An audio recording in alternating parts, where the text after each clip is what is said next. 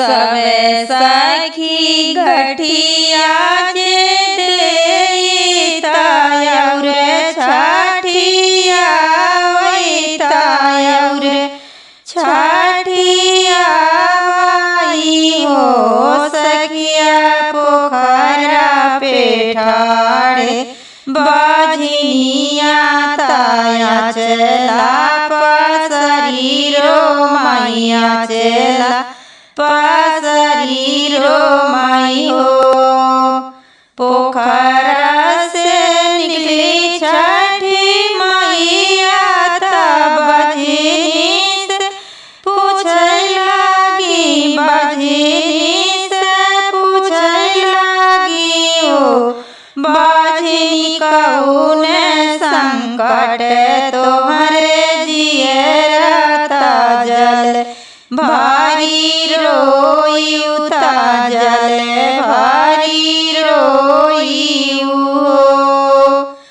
केहू का दिहु मैया तुही चारी केहू का 10 5 केहू का 10 5 हो मैया हमारा कोखी जुड़े बाबा हमहू छठी अऊ भाई हमहू छठी अऊ भाई हो।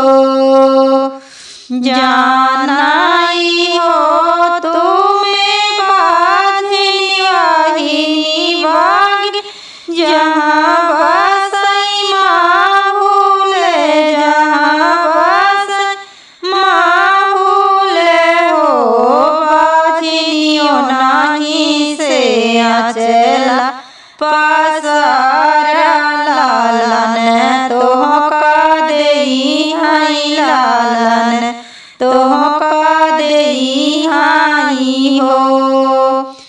बगिया से निकली हाई माहौल बजनी से पूछे लगी बजनी से पूछे लगी हो बजनी कौन संकट तोहरे आवता जल भारी रोई उता जल भारी रोई हो।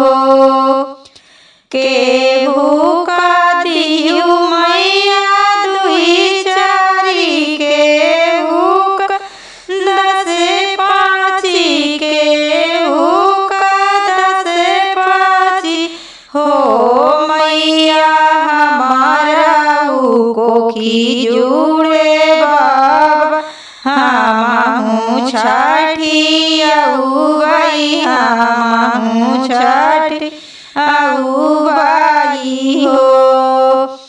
जाऊ ना बाझनी वाही भीट जहाँ कुश ढाकुल जहाँ कुश ढाकुल हो बाझनियों नहीं से आचला पसारी लालन तोहका देई हाई लालन तोहका देई हाई हो।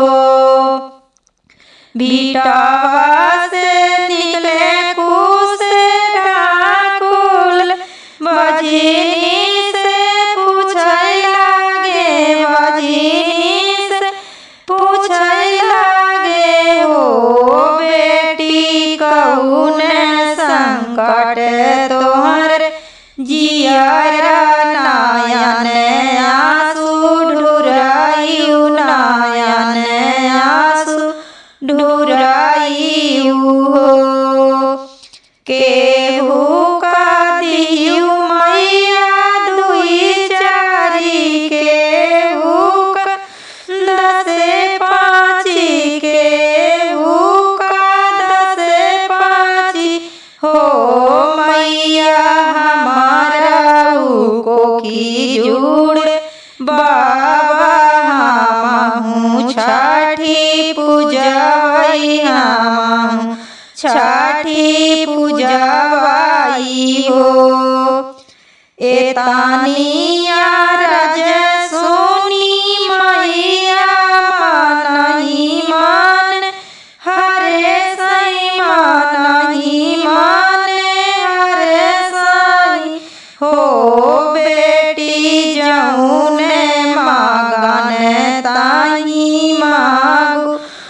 उहाई हमें देवई उहाई हमें देवाई हो।